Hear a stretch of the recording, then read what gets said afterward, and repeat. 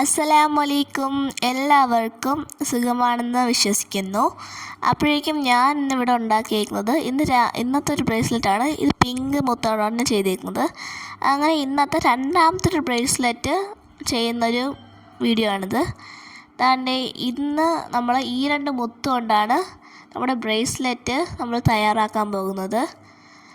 ഈ മുത്ത് ആ വലിയ മുത്ത് കൊരുത്ത ശേഷം ആ കുഞ്ഞു മുത്ത് ഞാൻ കാണിച്ചു തരാം.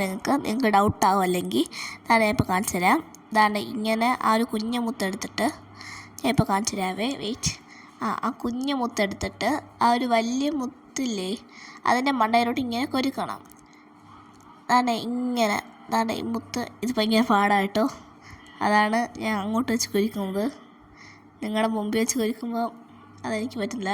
ഇപ്പം ഞാൻ സെറ്റ് ചെയ്തിട്ടുണ്ട്. അത് കണ്ടല്ലോ. അതങ്ങനെ അങ്ങോട്ട് കൊരുത്ത് കഴിയണം. ഇങ്ങനെ നമുക്ക് എല്ലാം കൂടെ ഒന്ന് കൊരുത്തെടുക്കാം. അങ്ങനെ ഇങ്ങനെ കൊരുത്തെടുക്കണം. ഓക്കെ, അങ്ങനെ ഞാനിപ്പോൾ കൊരുത്തെടുത്തിട്ടുണ്ട് എല്ലാം.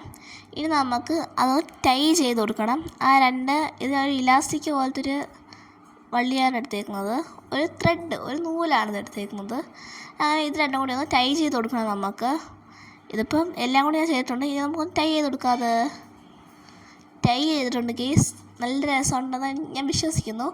അങ്ങനെ നിങ്ങൾക്ക് ഈ ബ്രേസ്ലെറ്റ് ഇഷ്ടപ്പെട്ടോ ഇല്ലയോ എന്നൊന്ന് കമൻറ്റ് ചെയ്യണേ. എനിക്കൊരു ഡൗട്ടായിട്ടുണ്ട്, അതാണ് ഞാൻ ചോദിച്ചത്. നല്ല രസമാണ്. നമുക്ക് ഇങ്ങനെ പുറത്ത് സ്കൂളിലൊക്കെ ഇട്ടുകൊണ്ട് പോകാം. ഇത് രാത്രിയിൽ തിളങ്ങും. ആ നടുക്ക് കൊടുത്തേക്കുന്ന മുത്ത് നമുക്ക് തിളങ്ങും.